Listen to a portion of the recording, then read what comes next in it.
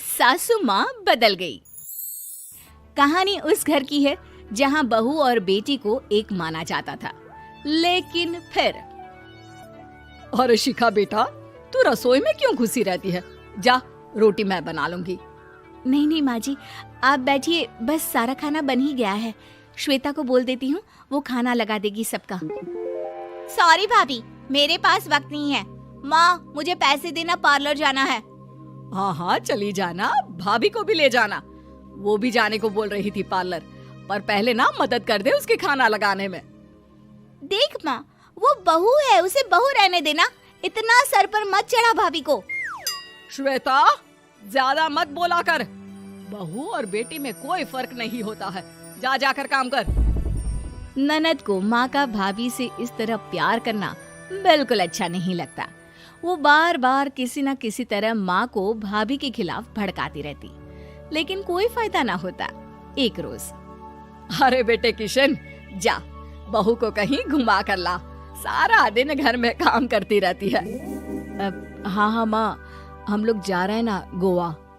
अच्छा जी, भाभी ने तो हमें बताया भी नहीं। वैसे तो सारी पंचायत करती है, ये गोवा वाली बात क्यों छुपा गई हमसे? अरे क्योंकि उसे खुद नहीं पता था बहन। मुझे टिकट सस्ती मिल रही थी तो मैंने बुक कर दिया। हाँ शिखा, पैकिंग कर ले, संडे हम जा रहे हैं गोवा। दोपहर में शिखा पैकिंग कर रही थी कि सास आ जाती है। ये क्या बहू, साड़ियाँ? अरे गोवा जा रही है घूमने या फिर शादी में मायके हैं?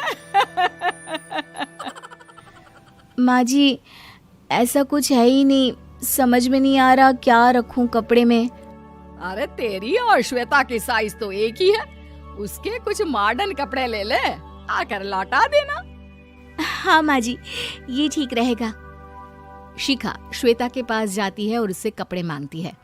ना जी ना, मैं अपने कपड़े ना दूं, वैसे भी फैल जाएंगे मेरे कपड़े, बहुत महंगे वाले हैं। शिखा मुंह लटकाकर कमरे में आ जाती है तो सास कहती है, चल तैयार हो जा, तुझे मैं शॉपिंग करा कर लाती हूँ गोवा की। बस फिर क्या था, सास बहू निकल जाते हैं मार्केट और एक से बढ़कर एक ड्रेस खरीद कर घर आते हैं। पहले बता देती कि नए कपड़े दिलाने वाली है भाभी को, तो मैं अपने ही दे देती ना भाभी को, मुझे दिला देती नए कपड़े। देख श्वेता, परिवार का मतलब सबके साथ रहना होता है, ना कि सिर्फ अपना सोचना। वैसे भी तुझे अच्छे संस्कार सीखने चाहिए। और रही बात कपड़ों की, तो शिखा, आज से घर पर भी तू मॉडर्न कपड़े ही पहनेगी। कोई जरूरत नहीं है ये साड़ी वाड़ी लपेटने की। अब क्या था, घर पर श्वेता और शिखा एक जैसे रहते। एक बार पड़ोसन आती है। अरे बेटा, अपनी माँ को तो बुलाना जरा, बात करनी है। शिखा सास को बताती है और रसोई में चली जाती है। ये आपकी बेटी बहुत बड़ी हो गई है, इसके लिए एक रिश्ता है, कहो तो बता दूं। ये बेटी नहीं बहू है, घर में सब एक जैसा ही रहता है। वैसे मेरी बेटी भी बड़ी हो गई है, कोई रिश्ता हो तो जरूर बताना। पड़ोसन रिश्ता लेकर उन लोगों के घर आती है। तब श्वेता की होने वाली सास कहती है, तो ये घर है, कितने मंजिल का है? और ये बहू ने आपकी क्या पहन रखा है, जीन्स टॉप? अरे भाई, साड़ी वाड़ी नहीं है क्या इसके पास? देखिए, सर्दी है तो साड़ी में बहू कैसे मैनेज करती, वैसे पहनती है साड़ी भी। देखिए, हम लोग ठहरे पैसे वाले लोग, कोई कमी नहीं है हम लोगों के पास पैसों की, बहुत पैसे हैं, जमीन, नौकर चाकर, कार, सब कुछ है, लेकिन घर में संस्कारी बहू चाहिए। समझ रही हैं ना आप? सास कुछ कहती कि श्वेता बोल पड़ती है, हाय रे, नौकर चाकर से लेकर जमीन, कार, पैसा, हाँ हाँ मुझे रिश्ता मंजूर है, मंजूर है मुझे। अरे रुक जा श्वेता, मैं बात कर रही हूँ ना। देखिए, हम लोगों के घर इतनी आजादी नहीं मिलेगी। अरे हाँ कर देना माँ, हाँ कर दे जल्दी से। सास क्या करती, बेटी की शादी ऐसे घर में कर देती है जहाँ ना उनके विचार मिलते हैं और ना ही आचार।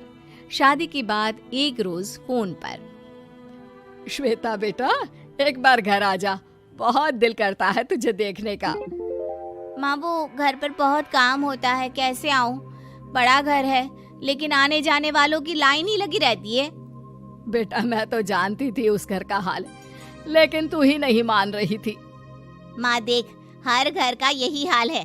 तेरी बेटी को यहाँ घूंघट हटाने की परमिशन नहीं है और एक तरफ भाभी स्कर्ट पहनकर घूम रही है। बेटा मुझे क्या पता था कि मेरी बेटी को ससुराल के नाम पर पिंजरा मिल जाएगा। अच्छा माँ, फोन रखती हूँ, सास को गर्मा गर्म रोटी खिलानी है। तुम लोगों की तरह नहीं कि एक रोटी बनाओ, एक सब्जी बनाओ, फिर सारा दिन फ्री होकर घूमो। सास फोन तो रख देती है, लेकिन सोच में पड़ जाती है कि एक तरफ बेटी जिसे कोई आजादी नहीं, वहीं दूसरी तरफ बहू जिसे देखकर लगता ही नहीं कि उसकी शादी भी हुई है। अगले रोज। शिखा, अरे ओ शिखा। हाँ माँ, क्या हुआ? कुछ चाहिए आपको? मैं जिम जा रही थी। जिम के कपड़ों में बहू को देखकर सास को घूंघट में अपनी बेटी का ख्याल आता है। देख बहू, घर में बहू की तरह रहा कर। इतने टाइट कपड़े पहनकर जिम जाना पसंद नहीं मुझे। जा जाकर रोटी बना। रोटी? माँ अभी तो शाम की 6 बजे हैं, इस वक्त रोटी?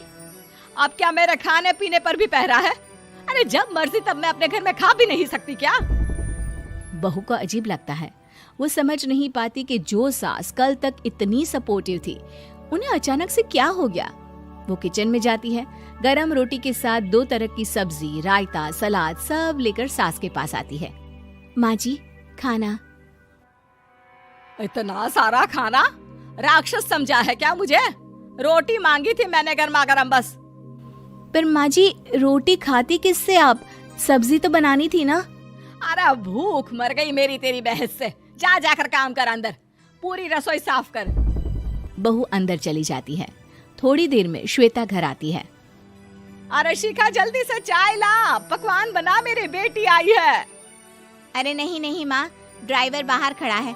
मैं तो घर का कोई सामान खरीदने के बहाने यहाँ आ गई हूँ, मुझे जाना होगा। अरे बेटा, पर कितने दिनों बाद देख रही हूँ तुझे, रहने आ जाना 2-4 दिन के लिए। आ जाऊंगी माँ, जब मेरी सास मरेगी तब। मैं तो रोज मन्नत मानती हूँ कि मेरी सास मर जाए तो अच्छा है। अच्छा चल, जा रही हूँ माँ। हे भगवान, कैसे कैसे दिन देखने पड़ रहे हैं मेरी बेटी को। सास अंदर जाती है, जहाँ श्वेता की जिम वाली सहेली का फोन आया होता है। क्या बात है, आज जिम नहीं आई? अरे पता नहीं यार, आज माँ को क्या हो गया अचानक। पर खैर कोई नहीं, लगता नहीं कि मैं अब जिम आ पाऊंगी। शिखा स्पीकर पर बात कर रही थी, जिसे सास सुन रही थी। यार ये सास ना होती ही ऐसी है। मैं तो कहती हूँ बुढ़िया जल्दी मरे और तू आराम से जिए। शिखा को सहेली की बात पर गुस्सा आ जाता है। माँ के मरने की कौन सा बच्चा दुआ मांगता है मोहिनी? आगे से ऐसी बात मेरे सामने मत करना। हमारे घर की शोभा ही माँ है। क्या हुआ जो थोड़ी सख्ती दिखा रही है? उसमें भी कोई ना कोई उनकी भलाई ही होगी। मैं तो कहती हूँ भगवान मेरे जैसी सास सबको दे, जो सिर्फ माँ की तरह है। सास वाली तो कोई बात ही नहीं है उनमें। सास ये बात सुन रही थी। उनकी आंख में आंसू आ जाते हैं कि क्यों वो बेटी की किस्मत में बहू को भी भागीदार बना रही थी। शिखा